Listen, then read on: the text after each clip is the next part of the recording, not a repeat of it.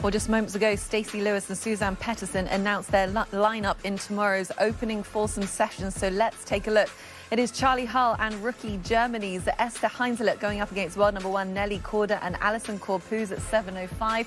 Then at 7:17, Albane Valenzuela, the captain's pick and rookie, alongside Celine Boutier, facing off against Rosang and Lauren Coughlin. Then at 7:29 a.m. Eastern, Sweden's Maja Stark and captain's pick Emily Pedersen will be going up against Ali Ewing and Jennifer Kupcho. And that fourth and final match at 7:41 a.m. Eastern. It is Lynn Grant and veteran Carlotta Saganda facing off against world number 2 Lilia Vu and captain's pick Sarah Schmelzel. So let's hear from Captain Stacy Lewis a little bit earlier today and her decision to send out the world number 1 Nelly Korda in that opening match.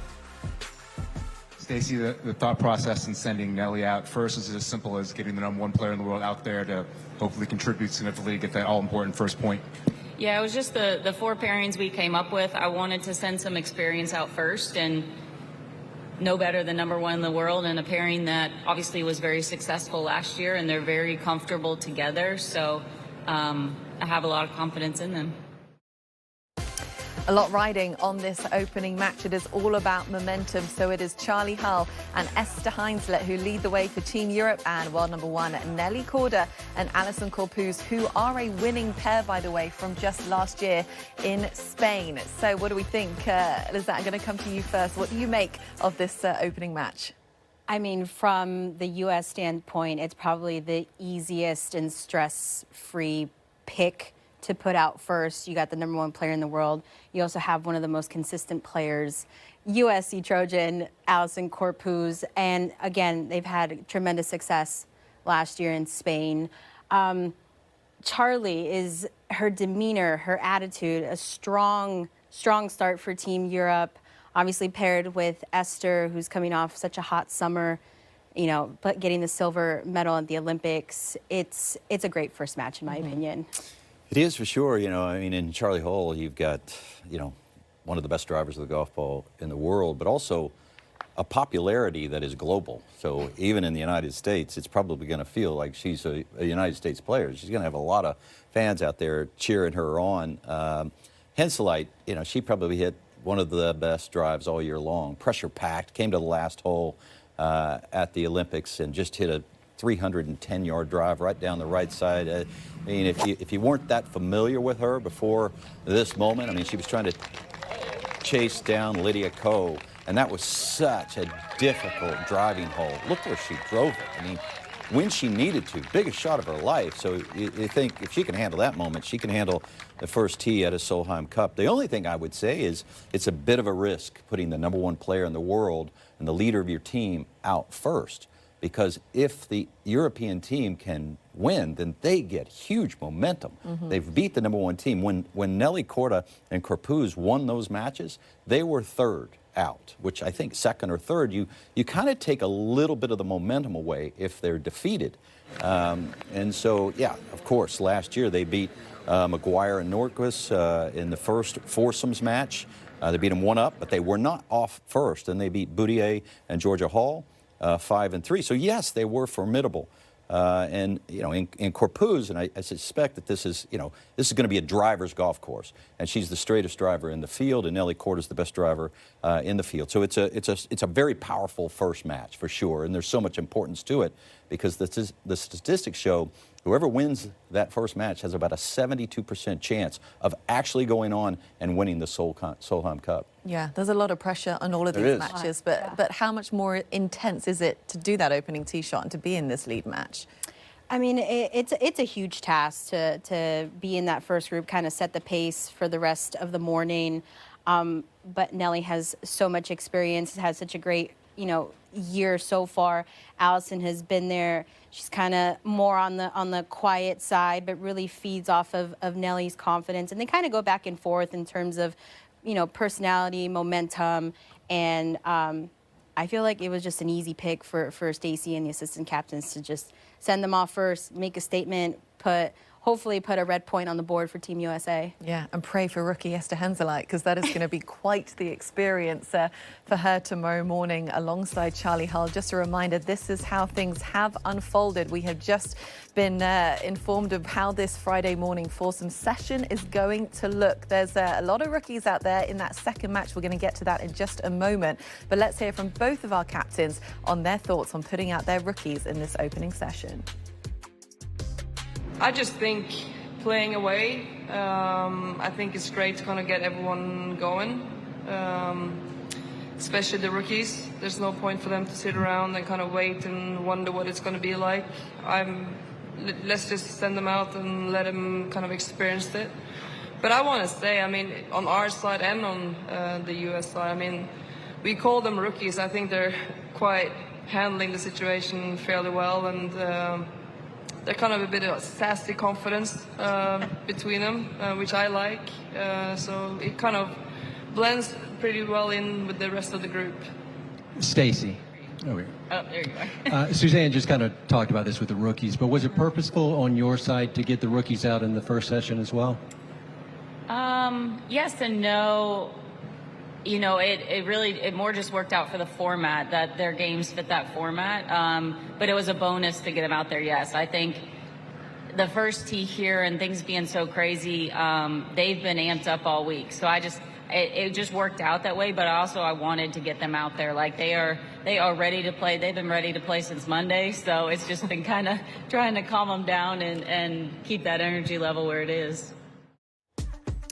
So we've got two players making their debut for both Team Europe and Team USA in this second match, 7:17 a.m. Eastern. Alban Valenzuela, a captain's pick, as well as a rookie alongside France's Celine Boutier. They are going up against Rose Zhang and Lauren Coughlin. Yes, she is a rookie, but she's also one of the most informed players on this team, without a doubt.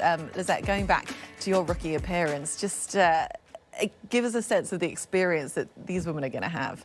I mean, I was not at the same rookie stature as these rookies are this year. They're pretty hot coming in. They had a really hot summer. I really, as an American saying this, I really like this Valenzuela-Boutier pairing. Alban has that Latin fire in her. She's she's very consistent. Her demeanor is very strong, and having Celine next to her, kind of relying on her with the experience. And I feel like with Rose and Lauren, I think it's going to get Rose out of her comfort zone a little bit to kind of step up and be that leader amongst the two, since she has played in a Solheim Cup before. Lauren, she's from Virginia. I hope she embraces this moment. I also hope she steps up and kind of feeds off the fans. She's a hometown favorite. I'm really curious and excited for this group, and I hope it's a really good battle out there. I like Suzann's point about the rookies and how, calling them rookies and assuming with the inexperience it might be a little bit tough for them. I think that is a great point. Europe had 6 rookies on the team playing on foreign soil in 2013, and they won by 8 points. The USA had 4 rookies on their team in 2007 playing on foreign soil, and they won by 4 points.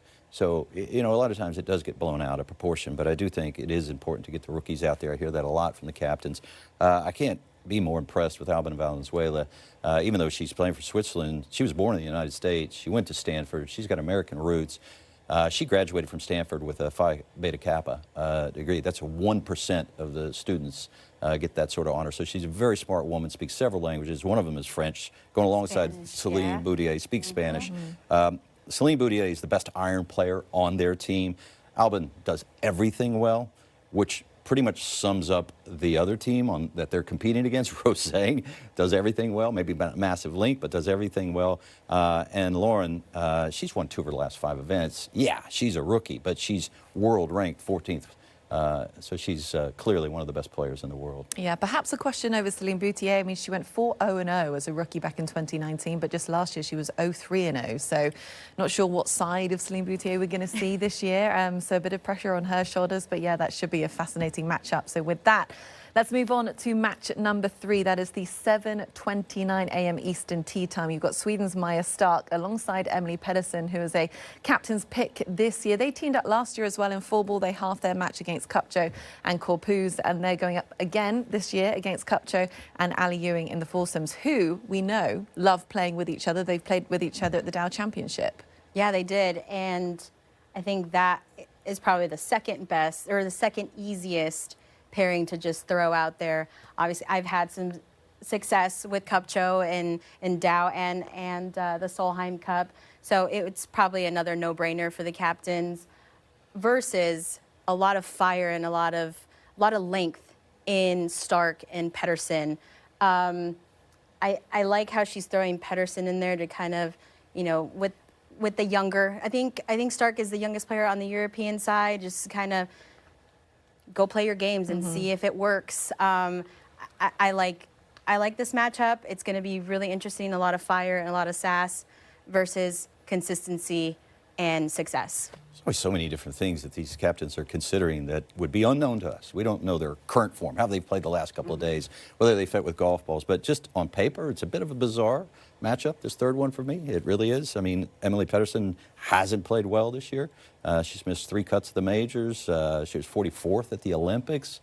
Maja Stark she had some nice finishes early in the year, second at the Chevron, but she hasn't really played that well as of late. So that's a bit of a surprise to me, as is Kupcho. You know, from a strokes gained total standpoint, she's 12th out of 12 on this team. So, you know, perhaps, you know, she's found some form over the last couple of days. Maybe they fit together, as clearly they did at the Dow. They played some beautiful golf there. But this match, of all 4 of the matches, was the most surprising to me. Yeah, interesting. Emily Pedersen did have that pretty amazing moment last year in Spain with that ace, which really sort of turned the momentum around for Team Europe. And I know she's very good friends as well with Suzann Pettersen. Perhaps she has seen something in her that we haven't seen on the course yet so far this season. But that is your match number 3. Let's take a look at the 4th and final match for this morning session tomorrow. You've got Sweden's Lynn Grant alongside veteran Carlotta Saganda, who really was the hometown hero with that clinching 14th point for Europe last year against world number 2 Lilia Vu, and rookie and captain's pick Sarah Schmelzel. What do you make